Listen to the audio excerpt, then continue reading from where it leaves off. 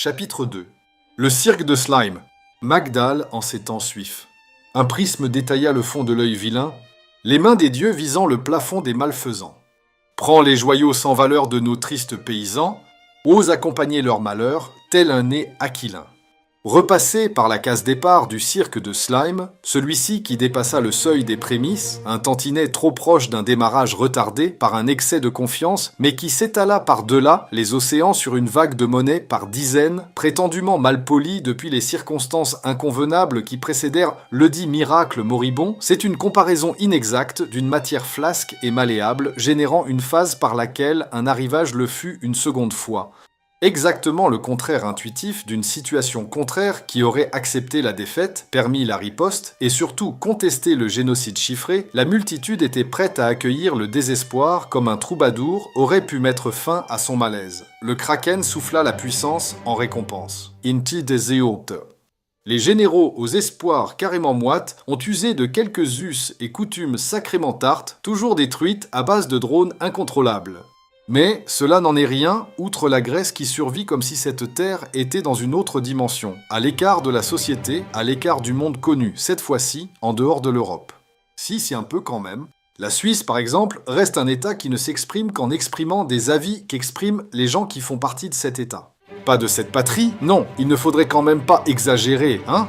Généralement malfamée depuis le 73e siècle, la géante gazeuse de Paris prit ce jour-là un chemin pour le moins étrange. Les experts auraient dit que la digue aurait cédé d'une manière ou d'une autre. Mais les philosophes auraient pensé, et nonobstant la pensée d'un philosophe, le crépuscule se soumet au clan des tricheuses.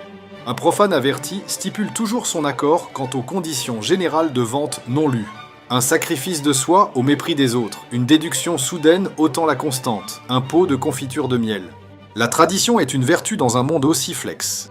Bloquant le savoir inerte, les artistes à la larme facile, les éloquents présentateurs fluides, les drôles de dames qui adorent se frotter dans les airs, les canons et autres accessoires clownesques, les puces magiques et leurs cousines, les tiques jamottes, les spectateurs indécis car la cause n'est pas explicite ou incomprise, et quelques acrobates cliquant la souris, tel Socrate sous un bond d'épices, la sauge filtra son essence à travers les voiles de gaz.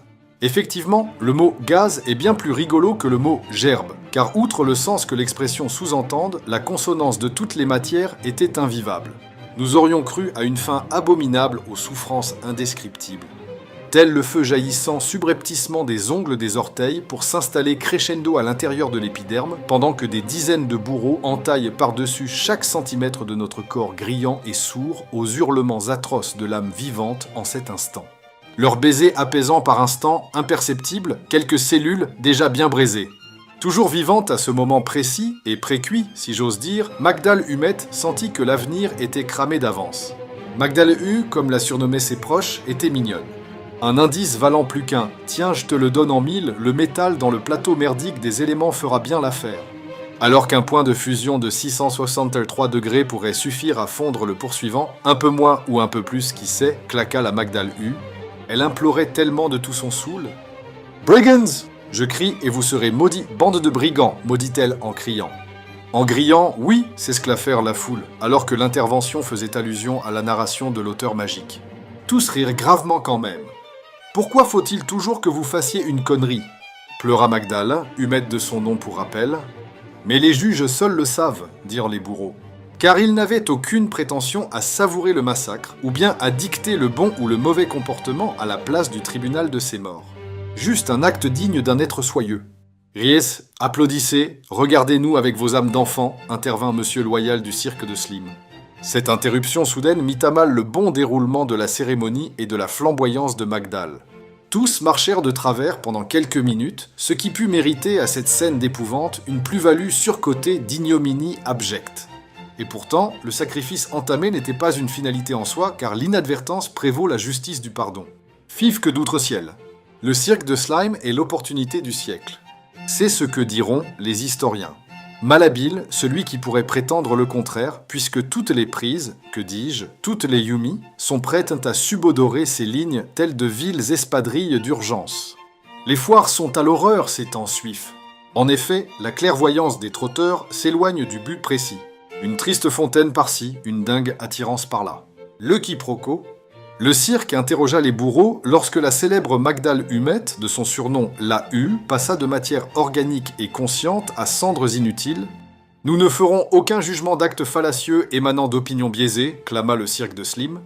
Vous exprimez 2 fois la même chose en une seule phrase de façon à accentuer vos propos afin de convaincre l'assemblée par votre ridicule grandiloquence, serait-ce là l'usage d'une certaine rhétorique abusive? Dégainèrent les bourreaux avec un sourire puissant. Que disons-nous-je? C'est un précepte abject et vous savez très bien que vos propos sont une réflexion méprisable. Ah ça y est, ils disent de la merde, putain j'ai failli me faire chier franchement. Nous aussi, je soyons suiflegme. Mais c'est encore un scandale! Il n'y a que nous qui puissions user des pronoms, nouche pour nous s'exprimer, chialer entre les bourreaux, juste pour suivre un peu. Oui, c'est relou dans les dialogues, mais franchement, parfois c'est obligé. Donc essaie juste de comprendre un peu pour une fois, et au cas où tu ne saisis pas, fais une recherche pour te cultiver bâtard. Vous êtes soyez! C'est par-delà les rives et les lourderies douteuses que la gentillesse se divisa pour de bon. La guerre de Troie n'était pas du tout le sujet, de ce fait l'aborder dans ces pages n'aurait aucun sens, pour une fois.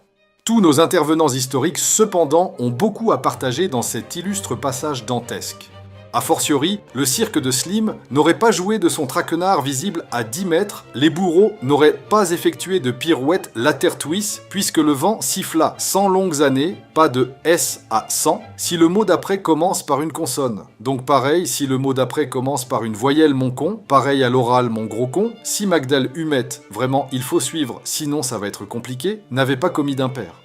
Avons-nous par ailleurs défini cet impair qui octroya à cette dernière l'honneur de se faire griller, taillader, et imaginons le reste, saupoudré de bisous furtifs et bienveillants entre 2 coupures sanglantes afin d'adoucir la souffrance inimaginable. Mais aussi la délectation des bourreaux que nous jalousons toutes et tous. L'avons-nous définie? Il semblerait que non. Eh bien, dans ce cas, nous nous devons de la définir. Magdal avait pourfendu le diable de la Suisse. Ce pays peut accueillir toutes sortes d'humour absurde, que ce soit désolant ou amusant, car c'est la Suisse. Un peu comme la Belgique par exemple. Mais pas comme la Corée du Nord ou la Croatie. Mais, à bien des réflexions profondes, s'il est à parler d'aberration, autant comparer tout à la France, ce sera bien plus facile, ok? Donc, Magdal pourfend la Suisse-France, va conjuguer pourfendre vas-y, en l'an tristement célèbre pour l'inquisition finale, le doigteur de jumelles, l'écarteur de bon sens. Elle était fille d'eunuque et de siamoise juvénile, Chaussa, Balek, et tritura ses couettes dans la ferme familiale au bord du Rhin, en Gironde. À l'âge de 12 ans d'années révolues et fêtée selon la tradition, 12 tartes de sulfate chromé sur un lit d'argile accrédité d'un passeport, Magdela surfa quelques heures sur les réseaux. Une page l'interpella et la suivre lui causa bien des blêmes pros. C'était un appel à l'outrecuidance facile concernant les tragédies de Mulhouse. En effet, au XIVe siècle après Jésus-Christ, la maladie de Zirme s'installa dans les bâtisses de l'époque, soit environ 40. Cette maladie, on le saura plus tard, ne pouvait atteindre que les êtres humains développés pile comme ceux de Mulhouse. La bactérie causant les troubles se déshydratait au contact d'humains sous- ou surdéveloppés. Cette bactérie, nommée plus tard Blaouibla blamortis, affecta les adolescentes de Mulhouse à partir de l'an 1315. Bon, une seule adolescente, en l'occurrence, Magdal Humet. Cette bactérie issue du Vième siècle avant Jésus-Christ encore lui, ne supportait pas les organismes vivants qui déclamaient des sonorités sans cesse pendant des heures. Son objectif était simplement de pénétrer le lobe frontal gauche du candidat afin de se nourrir de l'expression de sa pensée avant d'être traduite en signaux électriques vers les muscles des cordes vocales, et ainsi empêcher toute absurdité mentale de se transformer en ondes sonores qui pourraient atteindre d'autres réceptacles humains.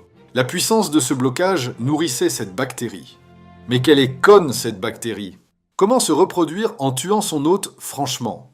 Alors, lorsque le dernier philosophe grec fut atteint et que l'intelligence des humains fut compromis, elle se mit en stase. Jusqu'en 1315, mais ces siècles de solitude la précédèrent, et ce temps de nourriture des pensées bloquées était révolu. Son hôte nouveau s'approcha d'elle, là où l'ancien quitta la vie sans elle. Une certaine Magdal, pourvue de science, de conscience, de millions de choses à faire valoir dans ce monde obscur, fit surface lors de ses 15 ans. À Mulhouse, 40 familles, 720 âmes. Mais oui, pas de S non plus à 20. Merde. Bizarre, oui. Passons les détails malsains, voulez-vous? Bon, en gros, la bactérie a fait l'inverse. S'est nourrie en décuplant sa conscience et l'art de l'exprimer. Malheureusement, en plein Moyen-Âge, dans une contrée perdue, c'est franchement compliqué. Alors, elle s'est retrouvée dans un cirque à déambuler partout. Son art était de déclamer tout et n'importe quoi, ce qui faisait rire l'assemblée, mais surtout nourrissait la bactérie de Zirme. En 1318, Magdal Humet prédit, grâce à son sixième sens opportun, une catastrophe, une crue des eaux, des noyades, des villages submergés, à Mulhouse. L'été 1318 fut impitoyable uniquement dans cette contrée. Magdala et la bactérie de Zirme furent inculpés de sorcellerie. Vous connaissez la suite,